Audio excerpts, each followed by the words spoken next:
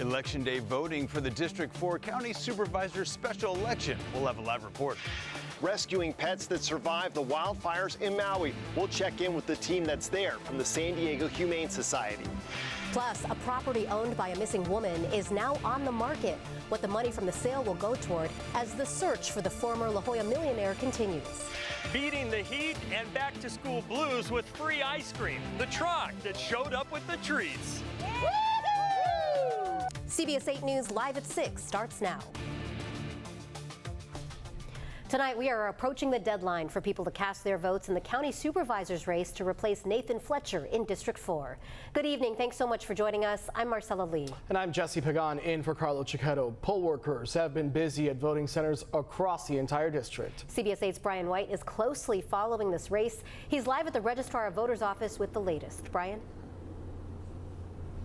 That's right, only 2 hours left until polls close here at the county registrar and at 14 vote centers around the district. And we caught up with voters who headed out to the polls today to cast their ballots.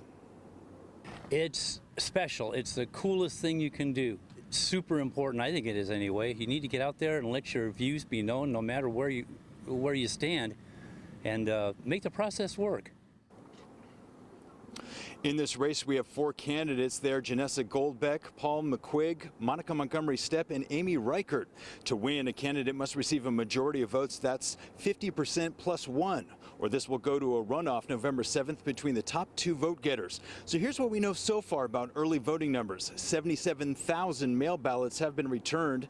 12,000 ballots have come in from drop box locations. And for the in-person early voting that's been happening since August 5th, only about 800 votes have come in that way. So if you add all that up, early voting is showing about 90,000 votes so far, and that's counting any votes received today on Election Day, whether in person or mail ballots. Now, we caught up with voter Teresa Williams, who casted her vote at the Skyline Hills Library. Here's what she's looking for in her next county supervisor. Whoever represents us needs to represent us for real. I'm tired of people just saying, oh, we'll do this and do that. We need y'all to do it. I want them to really step up and be here, listen to what we need and fight for our needs. Now again, polls close at 8 o'clock at the 14 vote centers around the district, and shortly after that, the county registrar here will release the first batch of vote tallies. And Brian, do we know what the percentage of voter turnout is looking like so far? Well, with the 90,000 ballots returned so far through mail-in and early voting, and with about 400,000 registered voters in the district, we know that's about 22% voter turnout so far, but that's not counting any of the Election Day ballots. So when those are added in, that number will go higher. All right, we'll see what happens as the Election Day comes to an official end in just a few hours. Brian White live for us tonight. Brian, thank you.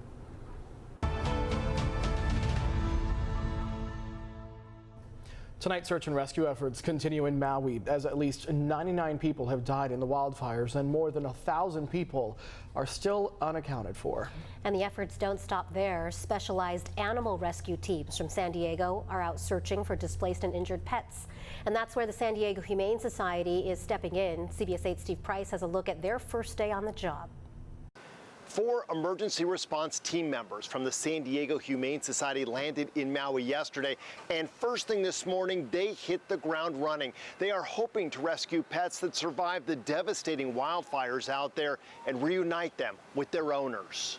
They found this cat badly burned and took it to a field veterinary station for triage and pain medication. Primarily right now it's going to be search and rescue. Summer Piper says they're starting their efforts on the edges of the areas hit by flames, figuring those pets had the best chance to escape and survive.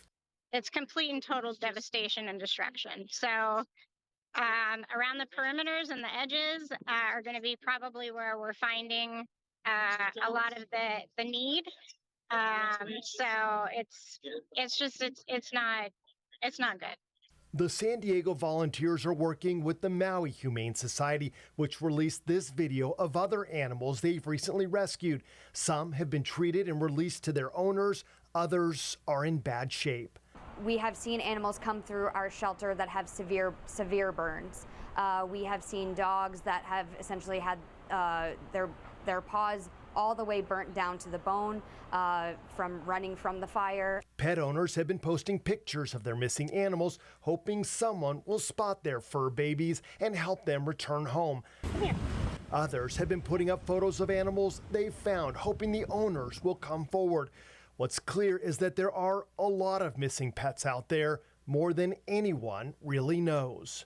We don't even have a potential number for people. I wouldn't even have a guess for animals.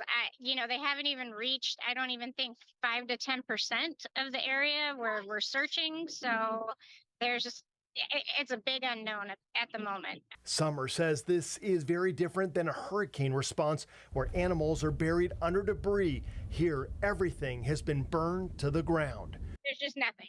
There's just nothing. Which means those pets that survived could be anywhere. The San Diego crew is planning to be in Maui for 8 to 10 days, but they will stay longer if needed. Steve Price, CBS 8.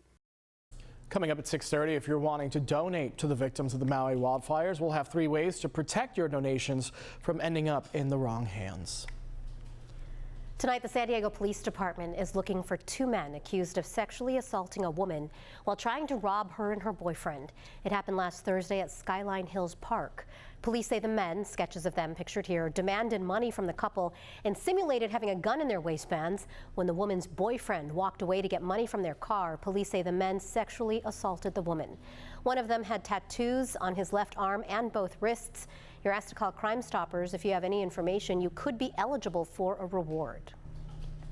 A property near Idlewild, once owned by missing woman Dia Abrams, is up for sale to help fund a $300,000 reward for information in her disappearance. The former La Jolla resident went missing in 2020 and hasn't been seen since. As CBS 8's David Gottfredson reports, a court-appointed trustee recently took over Abrams' estate, including 3 of her properties in Mountain Center. The sale of Dia's property is a process of great mourning for our family. We will not be deterred, and we will not give up. The 5-bedroom, 3,600 square foot house sits on 5 acres of land in Garner Valley, about 15 miles southeast of Idlewild. It was listed for sale earlier this month for nearly $1 million by a court-appointed trustee, Richard Monroe. The house is one of 3 properties in Mountain Center, once owned by missing woman Dia Abrams, who mysteriously vanished from her 117-acre Bonita Vista Ranch in June 2020. Clinton Abrams, Dia's son, believes his mother is deceased. Solving Dia's case, finding Dia, finding my mother, will lead to the discovery of a lot more. And it's imperative that those secrets be exposed. The trustee is selling the Garner Valley house to raise money for a $300,000 reward for information leading to the arrest of those responsible for Abrams going missing.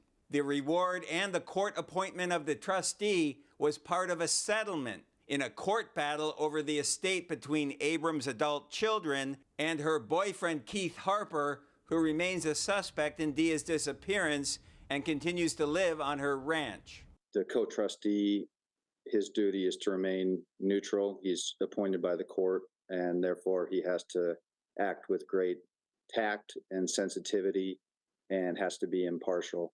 For now, the Bonita Vista Ranch has not been placed on the market. The sale of the Garner Valley house should go a long way to raising the $300,000 reward. That Garner Valley house has a large barn. It has a septic tank system. There's a lot of places where a body could be hidden, isn't there? You could say that. I just wouldn't think that these people would be so foolish as to hide Dia on one of her own properties. David Gottfredson, CBS 8. The Abrams family expects another property owned by Dia, the Sky High Ranch in the same area, will also be up for sale in the near future. Still ahead on CBS 8 News Live at 6, a man living in San Carlos says he got a real surprise in the mail, a water bill costing thousands. We're working for you to figure out how this could have happened. Plus, there are questions surrounding a viral video that claims to show aliens. Our Verify team is looking into this one. Things are quieting down across the mountains as we did have some thunderstorms popping up earlier and even prompted a flash flood warning. We're not done with the wet weather just yet. Your forecast coming up. And coming up next, a new state bill could change the way certain non-English names are written.